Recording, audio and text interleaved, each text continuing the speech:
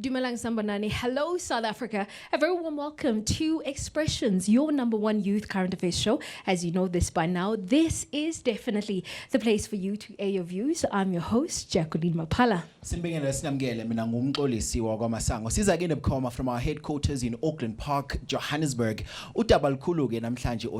Seeing that we're still on Women's Month, we felt it's very important to see Expressions to reflect some of the social ills that are faced by abantu basifazane ikakhulukazi khona la eMzantsi Africa as we still in Women's Month, Jackie. This is why we felt it was important to shine the spotlight on the hot topic of chemical castration. What do you have to say about the conversations that we have in namhlanje ohlelweni? Do interact with us on Facebook, Twitter, and our Instagram pages. And of course, Mgo, this is such an important conversation to be having because of a recent, the ANC held their conference and where they suggested chemical castration as a way to actually curb this issue around the rape culture that we have in South Africa. And this is an issue that they've been putting forward for a number of years. And in 2018, the ANC Women's League also put forward the same issue. Now, for you, Kohai, who's asking yourself, getting into this thing, what is this thing, chemical castration? Well, simply chemical castration is where you use drugs or use chemicals to stop or reduce sex hormone production. And obviously this will happen among men. And the question that we're asking you today, that we want you to give your input on, is simply this: is chemical castration a solution to end the high rate of GBV and rape in South Africa? Mundomush, this conversation is about you and it is for you, which is why we want you to also have your say on this important conversation. But at the back of that, we also took to the streets to find out what you have to say about this conversation. Take a look at this. Gender-based violence is on the rise. UMzantsi Afrika umanqada uzama ukulwa amalungelo wamanina. Namhlanje ke si Expressions lapha eBramfontein. Sifuna ufumanisa kubo ke, is chemical castration the solution to rape? Abanye bathi hayi, abanye bathi ebe, basive kubo babathini. Yeah, I think it's going to be a solution for gender-based violence in terms of raping and all that. Well, I think it's kind of like 50% fair enough and 50% not fair enough. Number one, you'll be violating a person's natural being, because then now the libido is naturally created in the body. I think that it'll be a definite stop. It's going to stop one rapist at a time. But I think it's a very delicate situation because you've got to make sure that he is a rapist before you do it. The solution is going to be like, you arrest them, you put them in the prison for certain years, and then they're going to learn for that. And then after learning that, when they're coming out, I think that they're not going to do that. Because if you inject them, and then after that, they're not giving a birth anymore. So then now by choosing to change a person's chemical being, and also the issue of homeostasis, is that now if you affect the libido, there's other issues chemically that can be influenced. Convict them, yes, but then don't mess with their natural metabolism. So those were some of the comments from young people. Don't mess with their natural metabolism. Ooh, I don't know about that. But of course, to help me really unpack this very important issue that we're going to be discussing today, I'm joined from Father in Nations, Craig Wilkinson, who is from a non-profit company that addresses gender-based violence, crime, as well as fatherlessness by restoring and equipping men to be nation builders, fathers, as well as role models. A very warm welcome, Craig. And I'm also joined by Umabu Marweshe from Marweshe Attorneys. A very warm welcome to you. So we've got like proper experts today to help us to really unpack this very important issue. And of course, Umko is going to be coming with our audience. Umko, I want to say hello. And of course, I'm very interested to find out what young people have to say about this very important issue. Hey, Umko. Hey, Jackie. Well, guys, once again, welcome to Expressions, and thank you so much for braving the elements to come and have this very important conversation with us. Now, Lapikaya, do interact with us on all of our social media platforms. Let's get this conversation started. Indeed, let's get this conversation started. And Craig, I'm going to start with you. I mean, you work in a space where you're working with young people, and I guess maybe your approach to things is that prevention is better than cure. So I want to find out from you, do you think that this is a solution? Is chemical or medical castration a solution to rape in South Africa? Sadly, I don't think it is. I mean, emotionally, you'd rather say, well, forget about the needles, let's pull out the knife, you know. But in terms of what would stop it from happening, it's really looking at an easy, quick fix, that, isn't it? And it's not going to stop it. We need to look at the underlying causes. A man who rapes is a sick man. He's a damaged man. He's a wounded man. He's got a misconception about what it means to be man. He's got a completely false concept of the value of a woman. And unless we deal with the fatherlessness, the broken homes, the woundedness, the unemployment, you know, the driving factors, we're not going to stop it. And that'll just be a Band-Aid on a wound. Yeah. And, you know, I don't know why conversations about rape still haven't really addressed the real issue, which is it's not about sex. It's about power. It's a power, domination, wounded aggression. And that's what we need to stop. Yeah. And for you, Mabu, I want to find out. I mean, this proposal was rejected in 1999. Correct, yes. It was brought up again, and it's been brought up again. And then the ANC Women's League are saying, yeah, you know, this is definitely the solution to it. Help us to understand, why was it rejected to begin with? I think the answer is obvious. It won't pass the master scrutiny. So they are aware of that because they are members of parliament. As part of the legislature, they're charged with the responsibility to draft those bills and make sure that they can be passed into legislation. There are serious constitutional implications in what they are trying to propose. They are aware of that, as I said, in the bill. That's why they abandoned it. I am not certain why they are now reviving the same thing that they have tried to introduce initially. The issues that are embedded in what they're trying to propose is how to balance the rights of those that might be affected by the proposal. One is that our constitution guarantees all of us a right to dignity. Now, just to mention that one certain right, and you come up with a particular legislation that will introduce chemical castration, chances are that it will be challenged up to the apex court, where it will never see the light of the day.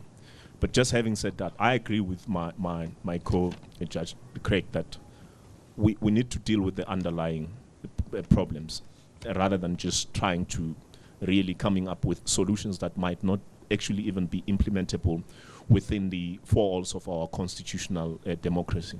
And you know, again, I'm just wondering whether this is part of politicking and just getting, you know, collecting political scores, because if you understand anything about rape and the culture of rape, you understand that castrating people is not how you stop this. I mean, violence as a whole. So if they're not sexually active, they'll find other ways to express their violence. So I want to find out from you, as someone who's working with, you know, young men, what is the solution? And I think also talk to us a little bit about the work that you're doing to, you know, to heal young men in this country. Well, as you know, South Africa is one of the most fatherless nations in the world. You know, upwards of 62% of children, boys and girls, are growing up without a father. And young boys look to older men to model to them what it means to be a man. And in the absence of a father, where do they look? You know, they look to the street corners. They look to the guys, the drug dealers, you know, and they model that kind of behavior. So what we need to do, and it's not a quick fix, it's not an overnight. I mean, South Africa has a deeply wounded past. And we've never dealt with that, you know. We've had our political miracle, but we haven't had the healing of the deep wounds. And these wounds are transgenerational, you know. A man is separated from his family, migrant labor. He has kids in that region, you know. His kids back home don't have a father. And this perpetuates and perpetuates and perpetuates. And that's why the solution is not quick and it's not easy. But it takes huge political will and a tremendous amount of effort from every sector of South Africa to deal with, as my brother there is saying, the underlying issues, which is fatherlessness. You know, a man who's been castrated and who has raped a woman is actually likely to be even worse. because he's aggressive, he's angry, he's now emasculated. You know, you've taken his manhood away. So, and there are many ways to abuse without having to have a sexual desire. And as you rightly said, it's not sexual desire that leads to rape. It's anger and it's the need to dominate and control. So unless you do that, and that's what we do. We work with men around South Africa in communities talking about what does it mean to be a true man. And you know, true authentic masculinity protects. You know, if a woman is scared, and let's just speak blatantly, we're humans here, how do you get an erection? You, as a true man, you can't. You protect, you know. It's not a sexual thing. So there's a sickness that happens in rape, and it's got nothing to do with sex. Yeah. And look, and I think we definitely can, you know, go on and on about this particular issue, but I think at the bottom of it, we're saying that maybe this medical castration might not necessarily be the solution, but for you, Kochai, it's up to you to sort of decide for this. Of course, remember, we are on social media. Let us know. What do you really think? Do you think this is a solution? We'll be back right after this. You're watching Expressions.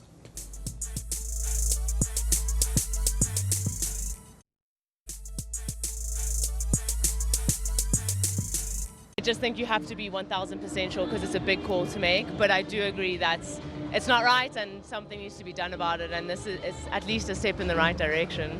Zwi ḓo thusa nga maanḓa, zwi ḓo fhungudza na dzi rape dzine dza dzi khou itea fhano South Africa ngori vha nga tou sedza each and every day dzi ya phezulu, dzi vha dzi khou gonya nga ḓuvha nga ḓuvha. The thing is, what about those people who are innocent? Aba convicta, thinking they're guilty, but they're innocent. It does warrant some investigation, and it does warrant the backing of the, you know, what you're investigating. If we are repeated, then you undergo a DNA test, you are told ukuthi isimeni yakhe ikhona la. So obviously ningayifaka kulowo muntu izosebenza, like ingayi-reduce i-GBV. All right, those are your views on the streets, because in Yazguti, Pela, those views are the most important one as umuntu omusha. Thank you so much for joining us for those conversations. Qhubekela phambili ngenkulumo ebaluleke kakhulu namhlanje Expressions, as we ask, is chemical castration a solution to rape, as we're still in Women's Month, and we felt it's very important to see Expressions with namhlanje see reflect on some of the struggles that are faced by abantu besifazane kakhulukazi in the country. Guys, welcome to the program. It's great to have you. Perhaps let's get your views on this topic, my brother. You can step onto the microphone and make your point. Good afternoon, everyone. Hello, live. Yes. So my view on chemical castration is that basically it won't work, because we have to address problems like mental issues are concerned with, like rapists, because you find that perhaps they face some kind of trauma that led them to like have that chemical imbalance that causes them to kind of start and lash out, start raping our people and stuff. So we have to deal with stuff like that first. All right. Okay, let's get some more views from this side as well, guys. Ma'am, you can stand up and make your point as well on that microphone, sir. That's your microphone there. Yeah. Right. Hi, everyone. For me, I think, if I'm being honest, that chemical castration may not be the way to go.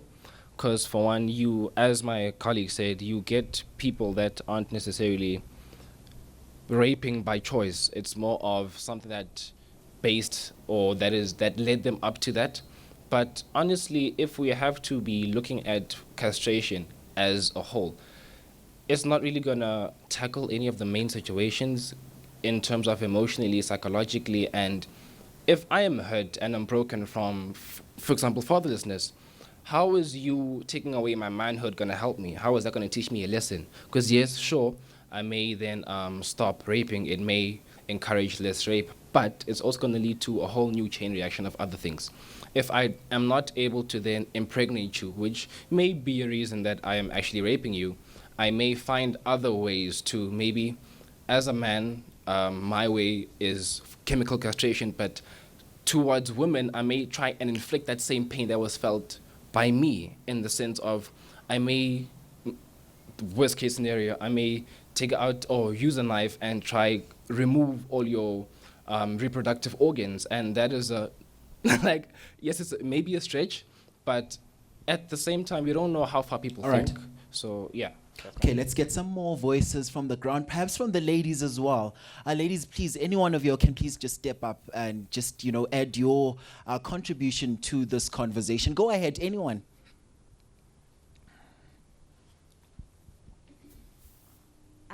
On my side, I'm sure. On my side, I do kind of agree because obviously we'll have to be 100% sure that that person is raping people. And most of the time, they won't only rape one person, they rape multiple people. So I do agree to it. Okay, all right. Let's get some more views from this side as well. Step up right onto that microphone there. Thank you. So on my side, I feel like I won't say it's a good thing or it's a bad thing. We are not being raped only, but we are being killed also. So chemical castration wouldn't be a solution to all the situation that is going on, all the violence that is going on. Maybe they should find another solution for all this violence. All right. More voices. Step right ahead. Hi. I also feel like it's not really a solution because, like Mr. Craig said there, we are not addressing like the underlying factors, so it's probably just gonna add up, one thing on top of each other. So yeah. Okay, let's also speak about some solutions. As young women in the country, what do you want to see happening as far as gender-based violence is concerned, guys? What solutions? Let's speak to some of the solutions. Any of you ladies can, step up and give us what you propose as solutions. Hi. Sorry. Basically, I think it's about community.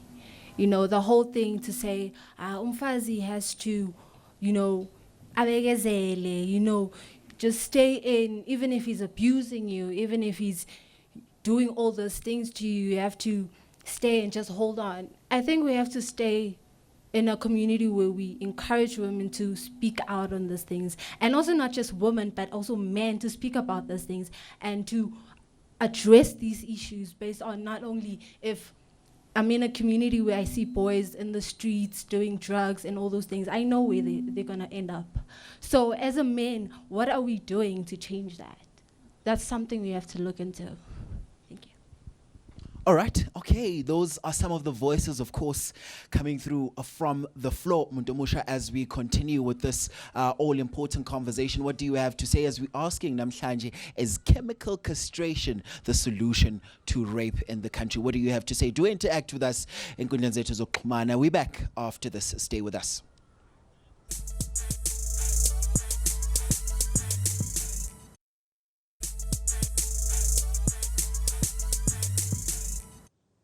You're still watching Expressions, your #1 youth current affairs show. Today we're talking about chemical castration. We're asking you, Kokai, simply this. Is this the solution to the rape culture that we are seeing here in South Africa? And of course, we have tried as much as we possibly can to really cover all the very important bases when it comes to this particular issue. But right now, we're going to have to close the conversation up. I mean, we heard from the audience, Craig, Mabu. What is the way forward? Because I think what's important when it comes to this kind of a conversation, especially when we're having this conversation with young people, what is the way forward? What is the solution to this? Jackie, no boy is born an abuser. No one comes out of their mother's womb DNA wired to abuse. Something goes wrong on the journey from boy to man. And it's the upbringing, it's the raising. So we need to change the culture of what it means to be a man. We need to honor the boy child and teach the boy child true, authentic masculinity. I've written extensively about why men abuse and how to fix it. But that's the key. Father men, teach them true, authentic masculinity. It's not about sex, power, and money. It's about service, love, protecting, etc. And validate boys. Wounded boys become men who are wounded, who then in turn wound or abandon. And that's the cycle. We've got to break that cycle. Not an overnight solution, but one we need to really intentionally seek out with every resource we have at our disposal. Absolutely. Where do people find your book? This can be found, it's a free booklet online at our website, Father a Nation, www.fatheranation.co.za. Okay. There's a free course as well available on that. Okay. Mabu? Yeah, I agree with what Craig has said, but just to add on to that, I think we already know that we need to go and look at the underlying causes of all these issues. and try to address them. For example, we have sufficient jurisprudence in the form of reports that have been written for many years that are presented in court when individuals that were convicted for rape have been convicted. They tell the story about issues that Craig have spoken about, but nothing has been done with them. So we need to go back and deal with the underlying issues if we want to fix men. If we fix men, the nation will be fixed. And if you could say anything to the ANC Women's League, because they are pushing this, what would you say as a legal expert? Like 30 seconds. I think, like I said in the beginning, they are talking about this issue now. It's within their political realms, but legally they know that it will not actually pass the master scrutiny. We'll never see the light of the day having a legislation that is actually endorsing a chemical castration. So they should go back and look at what are the best mechanisms that we can employ in trying to deal with these real issues as opposed to some rhetoric politics. Thank you. Mabo? Craig, thank you very much. Thank you. Great pleasure. Nklo, I'm going to throw back to you. Shucks, it's not an easy solution, is it? It's not an easy fix when it comes to the rape culture in this country, but yeah, I'm so glad we were able to have this particular conversation, especially during Women's Month. And I'm so proud that men were also at the forefront of this conversation, because it tells us that we are heading in the right direction and we are making the right strides. Yeah, and it instills hope, Gitina, as a nation, you know, especially when we look at some of those incidences over the past few weeks, even those young women that were raped in the west of Johannesburg some 2 weeks ago. But Mbugeli, thank you so much for joining us. Namhlanje, we enjoyed your participation in Enkundleni Zethu Zokuxhumana. And audience, once again, thank you so much for adding your voices onto the conversations as well. Please give yourselves a round of applause. Thank you so much, guys. We appreciate it. Mbugeli, thank you so much for joining us. Namhlanje, playing us out is Uphilisiwe. Enjoy the rest of your evening. Take care.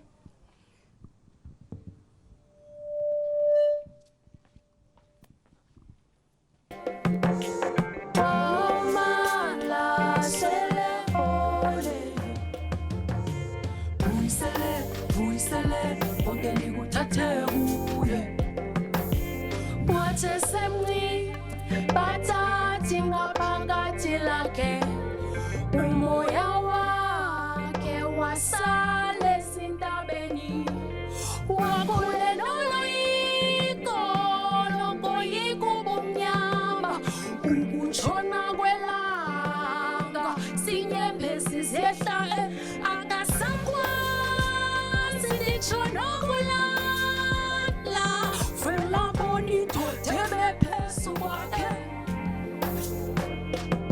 fela bonito tebe phezu kwakhe ithi shim akumemezi zobulala ithi shim akumemezi zobulala wenze ntoni na onebani na wenze ntoni na onebani na shabere sham shabere sham shabere sham shabere sham Buisele, ungene uthathe kuye. Buisele, ungene uthathe kuye. Buisele, ungene uthathe kuye. Buisele, ungene uthathe kuye. Buisele, ungene uthathe kuye. Inhlungu zalomhlaba zindiphelelisa ngamandla kunini ndikhala ndilangla ndixakekile